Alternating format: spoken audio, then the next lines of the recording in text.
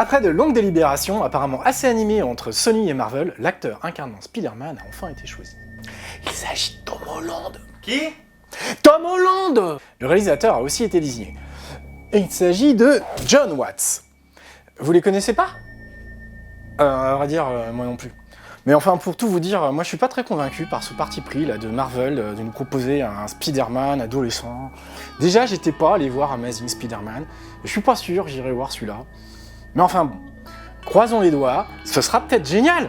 On vous en dira plus quand ce sera en salle. D'ailleurs, bonne nouvelle, on devrait pouvoir voir Spider-Man dès Captain America Civil War.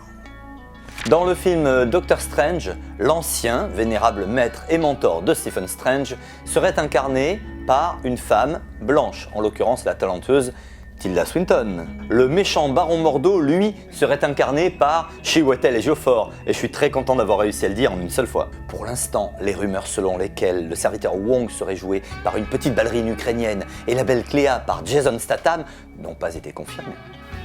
Death Swan, réalisateur qui s'est fait connaître pour la série des Saw, Inside Out et récemment Fast and Furious 7, va bientôt réaliser Aquaman.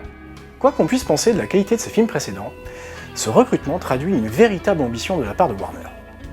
Et pour ma part, je suis assez tenté de découvrir les aventures d'un héros aquatique.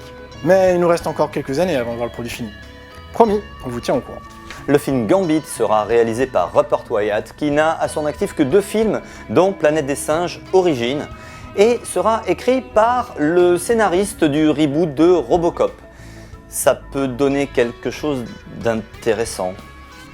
La belle Andrea Riseborough, qu'on a pu voir récemment dans Birdman, devrait incarner pas très prochainement le vilain dans The Crow. On insiste sur devrait car ce projet est en développement depuis déjà plusieurs années, et rien que cette année, ils ont déjà perdu 2 fois leur star. On commence à plus y croire. Si le film finit par arriver un jour, quelque part dans un cinéma en France, on vous fera signe. Depuis quelque temps, les débats sur les adaptations des personnages des comics au cinéma et leur changement d'ethnie ou d'orientation sexuelle font rage sur les forums, au point même parfois de sérieusement déborder. Le dernier pavé dans la mare a été le leak du contrat entre Marvel et Sony concernant Spider-Man, où il est précisé que Peter Parker doit être blanc, hétérosexuel, n'abusant pas d'alcool, ne fumant pas et ne déflorant pas trop de vierges. Bref, qu'on l'aime ou pas, fidèle au personnage tel qu'il a été écrit pendant plus de 50 ans.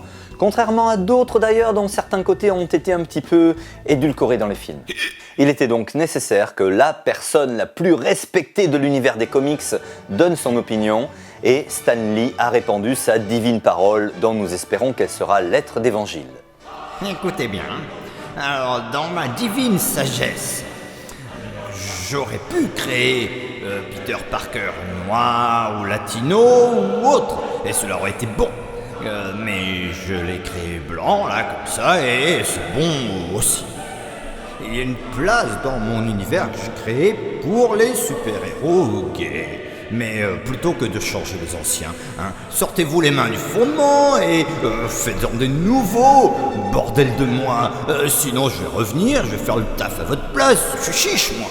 Ainsi par là, à peu de choses près, Zarathustra lit. Alors, vive la diversité, vive les persos originels, vive la création et Excelsior!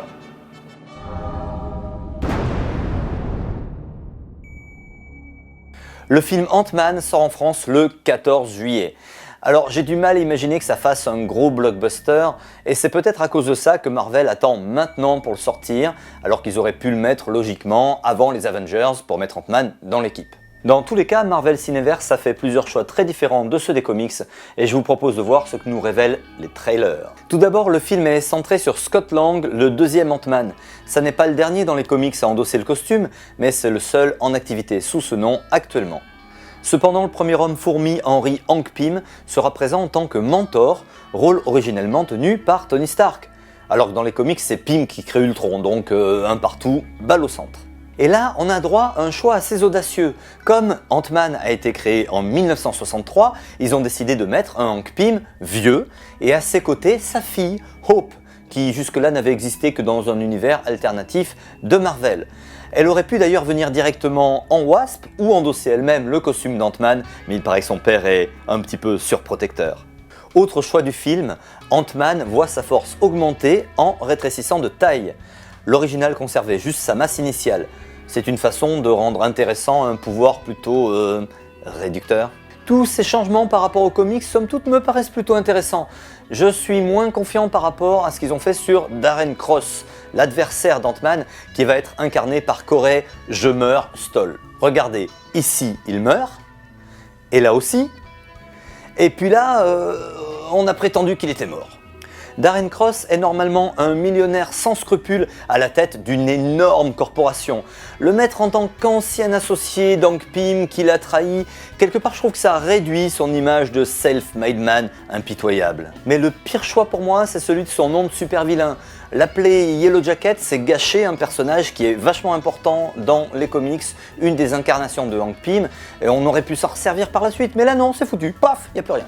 Il aurait suffi de l'appeler Bee ou Cockroach, ou bon, peut-être pas Cockroach, ok. Bref, pour moi c'est un choix inutile et mauvais. Vouloir à tout prix faire une référence mais qui gâche tout, ça me rappelle trop l'épisode du mandarin dans Iron Man 3. Alors pour la plupart des gens ça ne changera sûrement rien, mais les fans de longue date ça va peut-être comme moi leur laisser un petit goût amer dans la bouche. Mais tout ceci n'est bien sûr que ma première impression basée sur mon chat qui fait le con. Mais bien sûr, tout ça, c'est juste ma première impression, basée sur les teasers et les quelques infos officielles qu'on a pour l'instant. Pour en savoir plus, je vous donne rendez-vous dans les salles le 14 juillet. Et pour le reste, vous pouvez nous le dire dans les commentaires.